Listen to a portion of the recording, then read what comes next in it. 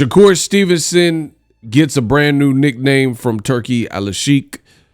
Find out what that nickname is in this video. Now, Shakur Stevenson, he just won his last fight against Artem Harutyunyan, and he was pressing, trying to get the knockout. I made a post-fight video. You guys could check that on the channel. But I think Shakur kind of went away from who he really is as a fighter based on criticism. And I don't think that's smart to do. Nonetheless, he won the fight, but there was definitely criticism. That was his very last fight with Top Rank Boxing, or at least his last contracted fight.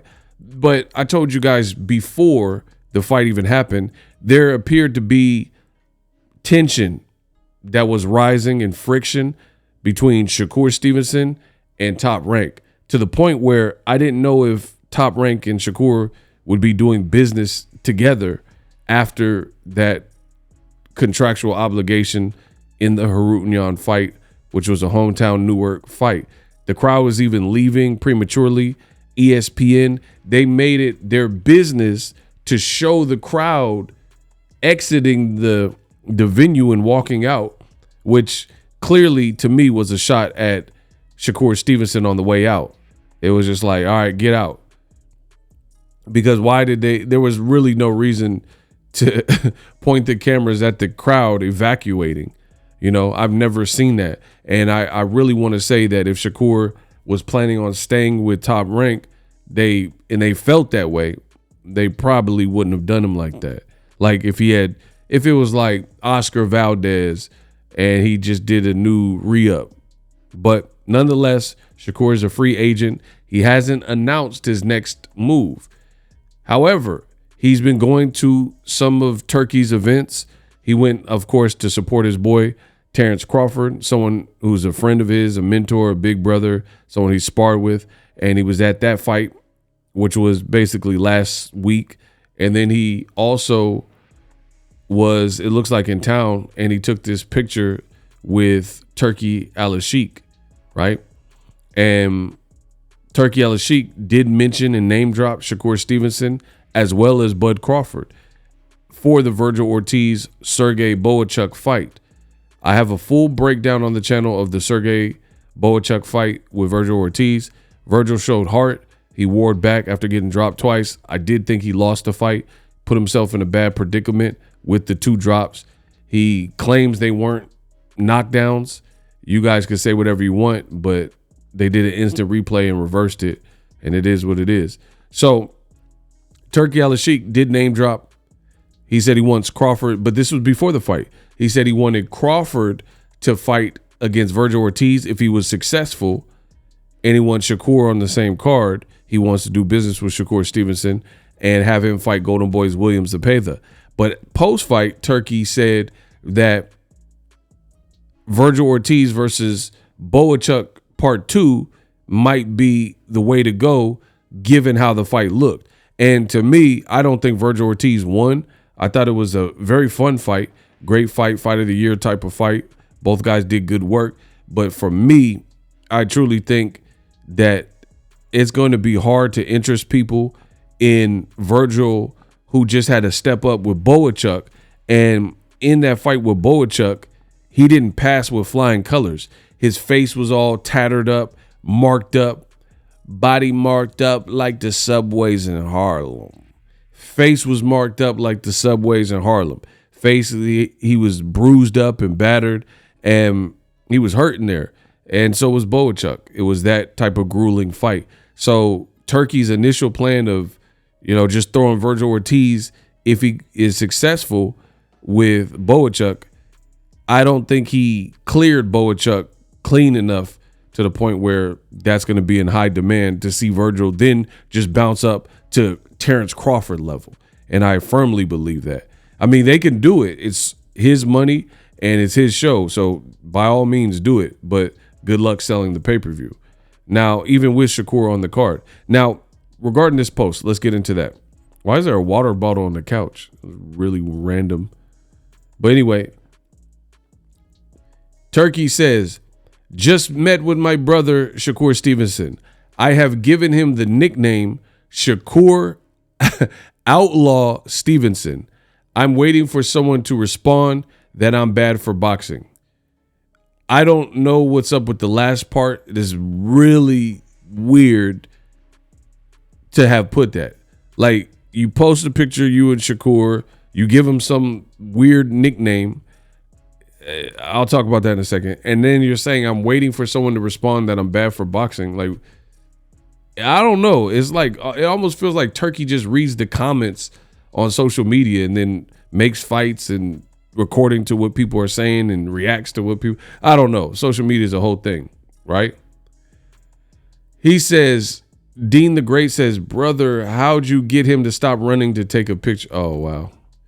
Yeah. Okay. As far as the nickname, I mean, I don't have too many thoughts on it. I hope Shakur don't go by this. I'm not calling him. Mama called him Cassius. I'm gonna call him Clay. I ain't calling Shakur no outlaw. Like, you are not Tupac. I don't know why. I know his name is Shakur, but why would I call Shakur the Outlaw Stevenson? Did he even approve? Did Shakur even approve of this? You know what I mean? I don't know. Turki, I feel like he's showing a bit more of his true character. And I'm going to be real. I think it was better when you were just the money man and putting together the fights and stuff. He seems to be getting like a bit too involved, but to each his own.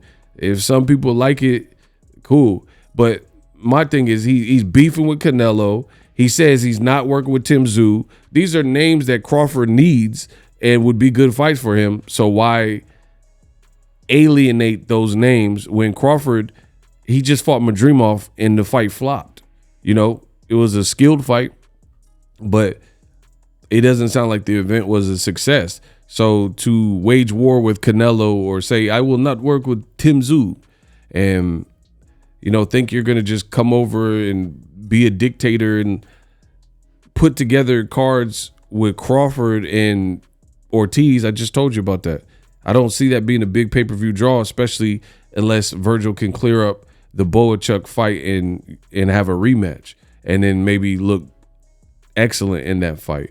And then you're trying to pair him with Shakur Stevenson. I mean, good luck.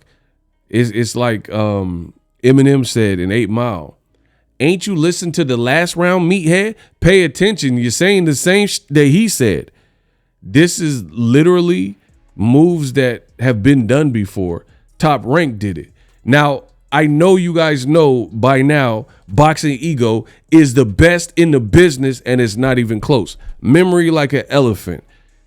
Top Rank, when Terrence Crawford fought against Amir Khan, that was a pay-per-view. It was an ESPN pay-per-view. Guess who was on that undercard? Shakur Stevenson, right? And he fought Christopher Pitbull Diaz on that same card. So Turki is literally kind of trying to do the same move of pairing Crawford and Terrence Crawford and Shakur, putting them on the same card. Top Rank's already done that. And Top Rank also went out and said we lose money on Crawford fight. So what did the Shakur Stevenson being on the card, but then Bob Arum was still saying that he lost money on every Crawford fight. So I don't really understand the business plan with trying to make Crawford a star and how he's going to go about it. You know, Shakur versus Zepeda, it's a cool fight for boxing fans, right? Virgil Ortiz versus Crawford. Again, I think coming off the Boachuk, it didn't make the fight stronger. I would definitely favor Crawford over Virgil Ortiz. William Zepeda, he's not a big name right now. So at best, it's a good fight for boxing fans. I really don't see it doing crazy numbers, but we'll see. We'll see what even happens next and what Virgil Ortiz's next move is. But it's going to be very interesting because the whole purpose, I thought, for Crawford was to follow up the Errol Spence victory, where he got a lot of acclaim. A lot of people enjoyed his performance, and his name was ringing bells and buzzing.